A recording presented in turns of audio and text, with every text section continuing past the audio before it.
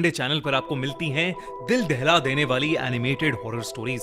तो सब्सक्राइब करो और हर हफ्ते हॉरर को एंजॉय करो। बेल आइकन दबाना मत भूलना।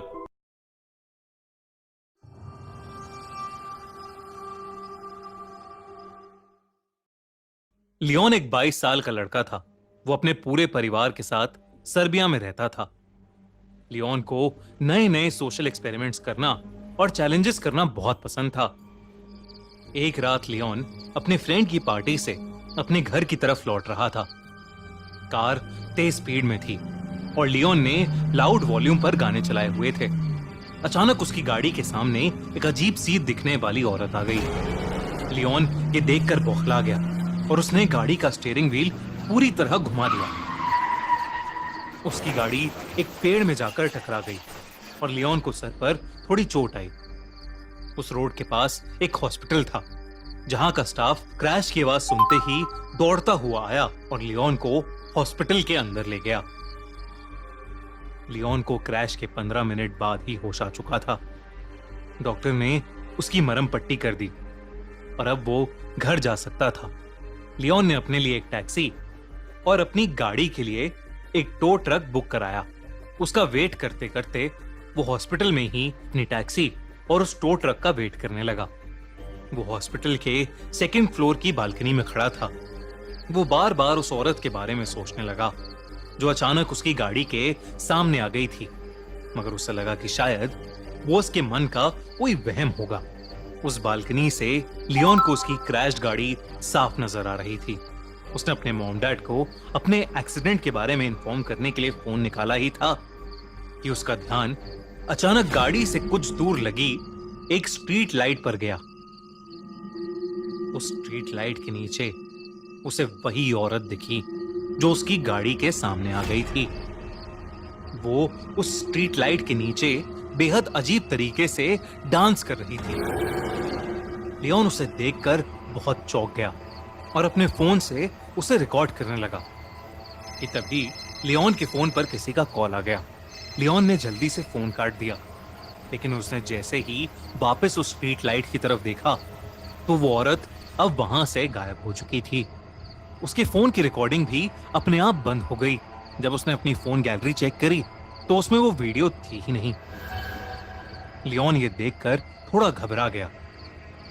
उसके कुछ ही देर में उसकी कैब वहां आ गई, इसलिए और वो तुरंत वहां से निकल गया, मगर वो अभी भी काफी बौखलाया हुआ नजर आ रहा था। घर पहुंचते ही लियोन ने उस औरत के बारे में सर्च करना शुरू कर दिया। जब उसने इंटरनेट पर देखा तो उसके होश उड़ गए। इंटरनेट पर लियोन को एक वीडियो मिली जिसमें वही अजीब सी दिखने वाली औरत उसी स्ट्रीट लाइट के नीचे वैसे ही अजब तरीके से डांस कर रही थी। इंटरनेट पर लोग उस औरत को सर्बियन डांसिंग लेडी कह रहे थे। कुछ लोग तो उस डांसिंग लेडी को एक भूत भी बोल रहे थे और कह रहे थे कि वो डांस नहीं बल्कि कोई भूतिया रिचुअल कर रही है। ये सब देखकर लियोन उस औरत में और इंटरेस्टेड हो गया। अगली रात लियोन अपने छोटे भाई निको के साथ कैमरा लेकर उसी जगह चला गया जहां उसे वो औरत दिखी थी। वो दोनों रात के 12 बजे उसी स्ट्रीट लाइट से थोड़ा दूर जाकर छुप गए और कैमरा निकालकर उस औरत का वेट करने लगे। बहुत देर हो गई मगर वहां कुछ भी अलग नहीं हुआ। लियोन ने सोचा कि शायद वो औरत कोई मेंटली अनस्टेबल इंसान होगी। लियोन वहां से जाने ही वाला था कि उसने देखा कि सफेद कपड़ों में वही औरत उस स्ट्रीट लैंप के नीचे आ रही है। उसका चलने का ढंग बेहद अजीब था। बहुत ही अटपटी चाल थी उसकी। जैसे ही लियोन ने उस औरत को देखा उसने कैमरा में रिकॉर्डिंग शुरू कर दी। वो औरत उस स्ट्रीट लैंप से नीचे आई और दोबारा वैसे ही अब नॉर्मल तरीके से डांस करने लगी। इस बार लियोन ने देखा कि उस औरत ने अपने हाथ में एक चाकू भी पकड़ रखा है। उस औरत के बाल उसका चेहरा ढक रहे थे और इसलिए लियोन उसका पूरा चेहरा ढंग से नहीं देख पा रहा था। अचानक ही वो औरत डांस करते करते रुक गई और देखते ही देखते उस औरत की हड्डियां चटकने लगी और उसके हाथ और पैर अजीब तरीके से मुड़ने लगे। तभी उस औरत ने अपना चेहरा लियोन की तरफ किया और वो उसे देखते ही जोरों से हंसने लगी। उस औरत का चेहरा डिसफॉर्म्ड और बेहद डरावना था। वो अब धीरे धीरे लियोन और निको की तरफ चलकर आ रही थी। लियोन और निको ये सब देखकर बहुत डर गए। वो फौरन अपनी कार की तरफ भागे। जैसे ही लियोन अपनी कार के पास पहुंचा तो उसने देखा कि निको उसके साथ नहीं है। लियोन ने नजर घुमाई तो उसने देखा कि निको उस डांसिंग लेडी के पास खड़ा था। ऐसा लग रहा था कि निको उसके वश में है। लियोन ने निको को जोर से आवाज लगाई और निको मानो वापस होश में आ गया हो। निको जल्दी से वापस कार की तरफ भागा और लियोन और निको दोनों कार में बैठकर वहां से निकलने लगे। जब लियोन ने आसपास देखा तो वो डांसिंग लेडी कहीं नहीं थी, लेकिन फिर अचानक ही वो लियोन की कार के सामने आ गई।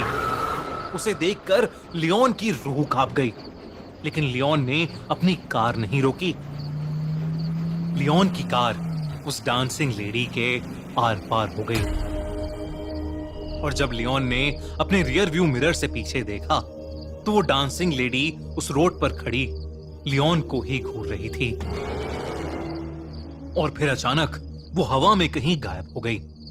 उस रात वो दोनों जैसे तैसे घर पहुंचे और चुपचाप सो गए।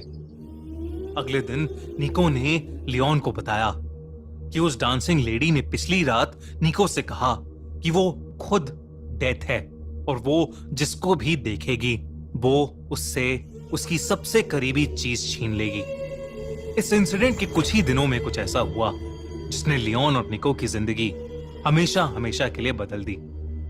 एक रात लियोन और निको की मां एक्सीडेंट में मारी गई। उनका एक्सीडेंट भी उसी स्ट्रीट लैम्प के नीचे हुआ था को देखा था।